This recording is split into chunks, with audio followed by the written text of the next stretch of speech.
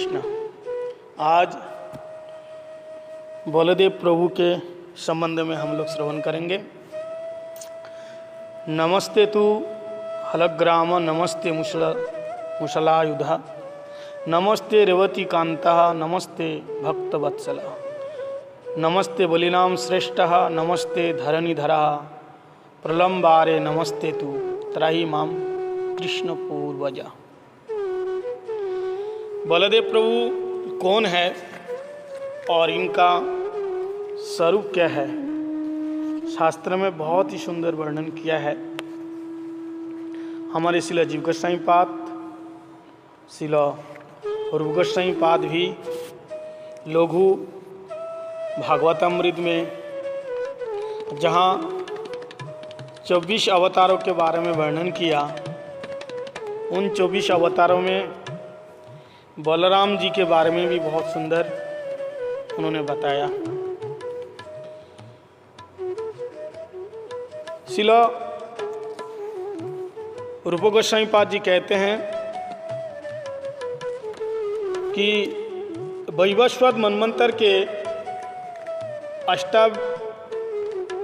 28वें चतुर्युग में, द्वापर के अंत में और कलियुग के प्रथम संध्या में 19वें भगवान श्री बलराम जी का अवतार हुआ वृष्णि वंश में। और देवक्यम जठरे गर्भम शशाख्यम धाम मामकम तत् सन्निकृष्य रहिण्या उदरे सन्निवेश। श्रीमद्भागवत 10वें स्कंद के 2 अध्याय का 8 नंबर श्लोक। 2 माँ के गर्भ में बलराम जी रहे। सबसे पहले रोहिणी माँ के गर्भ में 7 महीने तक रहे और अंत में भगवान कृष्ण का ही आदेश अनुसार माया देवी ने, योग माया ने माता देवकी के गर्भ में बलराम जी को कर्षण करके स्थापित किया। अतः योग माया रहिण्या सप्तमासिकम गर्भम स्तत्र विधाय देवक्या तद विधम तस्य नियजमानसा। इसलिए जीव गोस्वामी पाद जी बलदेव प्रभु के बारे में गोपाल चंपू में कह रहे हैं। तो 7 महीने तक रोहिणी के गर्भ में रहे और बाद में देवकी के गर्भ में भी 7 महीना तक रहे।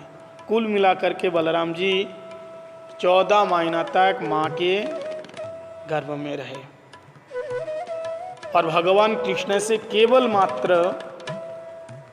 मात्र 7 दिन के बलराम जी बड़े हैं। तो इसी प्रकार बलराम जी कौन है? बलराम जी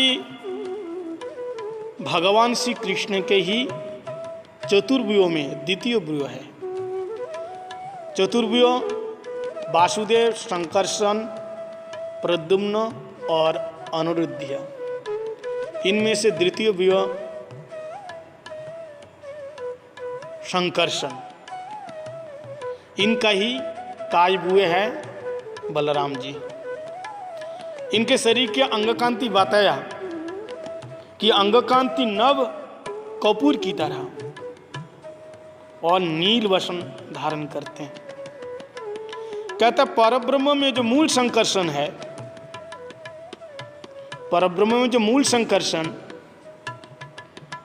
इसी को द्वितीय व्यूह कहा गया।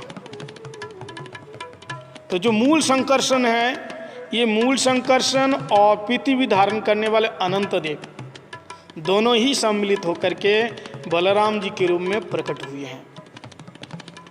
हम लोग जानते हैं कि शेष जी पृथ्वी का धारण किया, लेकिन शेष 2 प्रकार के हैं।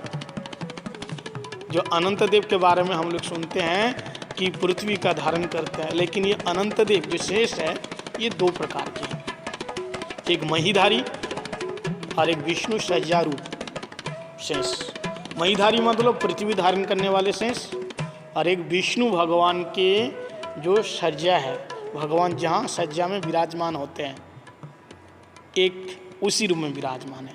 जो महीधारी शेष है ये जीव कोटि के, और जो विष्णु सज्जा रूप में विराजमान है ये ईश्वर कोटि के है। तो महीधारी शेष है ये संकर्षण के आवेश अवतार है, जो जीव कोटि के, ये संकर्षण के आवेश अवतार है, इसलिए इनको संकर्षण भी कहा जाता है।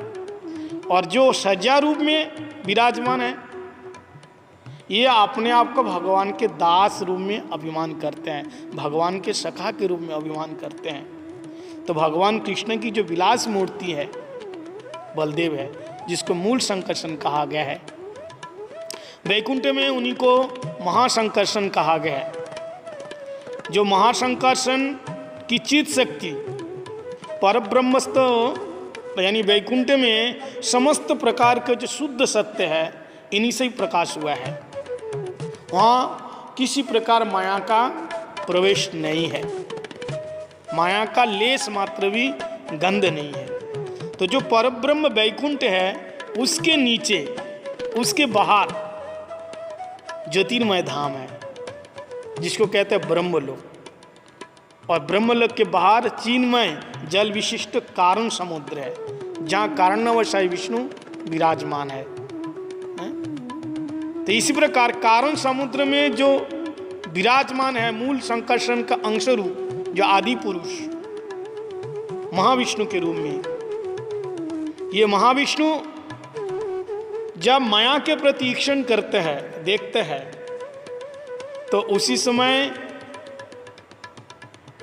निमित्त उपादान कारण के संयोग से प्रकृति है निमित्त कारण और पुरुष है प्रधान कारण, इन दोनों के संयोग से माया अध्यक्षेना प्रकृतिषु चराचर अनंत करोड़ विश्व ब्रह्मांड और जीव का सृजन होते हैं।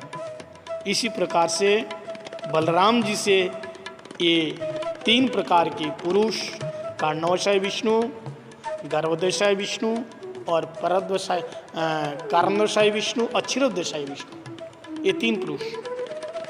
तो जो जितने सारे ब्रह्मांड है, हर ब्रह्मांड में एक विष्णु इस ब्रह्मांड को परिचालना करने के लिए रहते हैं, उनका नाम है महाविष्णु। और हर जीव के अंदर अंतर्जामी के रूप में विराजमान जो विष्णु है उनका नाम है क्षीरोदशाय विष्णु। तो इसी प्रकार बलदेव प्रभु भगवान कृष्ण की अनेक रूप धारण करके सेवा करते हैं।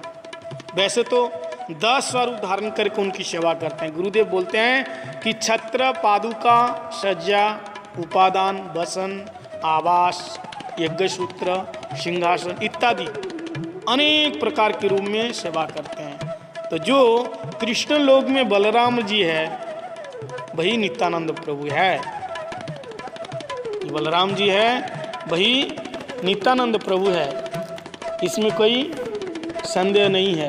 क्योंकि परब्रह्म में जो मूल महासंकर्षण है उन्हीं के पुरुष अवतार है, और वो कौन है? ये नित्यानंद प्रभु के अंश कला है। तो इसी प्रकार से बलदेव प्रभु के बारे में शास्त्र में भूरी भूरी रूप में प्रशंसा किया, बताया है। बलराम जी कृष्ण के अनेक रूप से सेवा कर रहे हैं, और बलराम कृष्ण लीला में गुरु तत्व के रूप में विराजमान, जो संदित, संदिनी, संबित और आनंद, तो 7 चीज आनंद, संदिनी शक्ति, संबित शक्ति और लादिनी शक्ति। संदिनी शक्ति से बलराम जी, संबित शक्ति से भगवान कृष्ण और लादिनी शक्ति से साक्षात राधा जी। तो इसी प्रकार भूसत्या जो भगवान का धाम को विस्तार करने के लिए भगवान की जहाँ लीला होती है, तो लीलाओं का जो जिसके ऊपर लीला होते हैं, जो धाम है, ये साक्षात बलराम जी है। और गुरुदेव कौन है? ये बलराम का ही जो प्रकाश विग्रह है। अनेक रूप में बलराम जी कृष्ण की सेवा कर रहे हैं। जब तक गुरुदेव की कृपा यानी बलराम जी की कृपा नहीं होगी तो हम भगवान कृष्ण को प्राप्त नहीं कर सकते। बलराम जी के हाथ में हल और मुसल, इसके द्वारा बद्ध जीव के अंदर काम, क्रोध, लोभ, मोह, मात्सर्य सभी को दूर भगाते हैं और वो खेती करते हैं। किस चीज़ की? कृष्ण नाम, कृष्ण भक्ति लता बीज की खेती करते हैं, जिस खेती में सुंदर फसल उगते हैं और उसी का आस्वादन करने के लिए, प्रेम फसल आस्वादन करने के लिए स्वयं भगवान कृष्ण आते हैं। तो सबसे पहले बलराम जी ब्रज में रह करके जिन राक्षसों को वध किया, गर्दभासुर, प्रलंबासुर, इन सारे राक्षसों का वध किया। इसका मतलब क्या है कि गर्दभासुर गाधा के रूप में, धेनु के रूप में, ये क्या है? ओम अज्ञान तिमिरम दष्ट ज्ञानांजन शलाकया चक्षुरुन्मीलितं येन तस्मै श्री गुरवे नमः। ज्ञानांजन शलाकया, ये अज्ञानता, ये गाधा का प्रतीक है। तो जब तक गुरु की कृपा नहीं होगी, गुरु कृपा रूपी अंजन जब तक साधन अपने आंखों में नहीं लगाएंगे तो आंखों की रोशनी नहीं बढ़ेगी, यानी भक्ति हमें नहीं मिलेगी। गर्दभासुर का वध करके उन्होंने ये शिक्षा दिया कि साधक के अंदर अज्ञानता ये दूर होना बहुत ही आवश्यक है। और प्रलंबासुर को वध करके ये शिक्षा दे, ये कपट वृत्ति है। जब तक हमारे अंदर कपट वृत्ति नहीं जाएगी, कपट के अंदर कुछ है बाहर कुछ है, हम तो दिखते बहुत सुंदर हैं, बहुत बड़े विद्वान दिख रहे हैं, बहुत सुंदर दिख रहे हैं, लेकिन अंदर से हमारे अंदर काम, क्रोध और अनेक प्रकार के दुर्वासना पड़ी हुई है। हम लोभी है लेकिन लोगों के सामने निर्लोभी बन करके डोलते हैं। हम कामी है, क्रोधी है, ईर्ष्यालु है, लेकिन लोगों के सामने निष्कामी और बड़े शांत सुंदर सरल रूप से हम घूमते हैं। लेकिन बलराम जी की कृपा होगी तो ये कपट वृत्ति रूपी प्रलंबासुर को वध कर पाएंगे। तो इसी प्रकार से बलराम जी की आज जयंती है। इनकी कथा बहुत ही शास्त्र में है। हमने थोड़ा सा कीर्तन करके उनके चरणों में पुष्पांजलि दिया है। बोलिए बलराम जी की जय। हरे कृष्ण कृष्ण कृष्ण हरे हरे, हरे राम।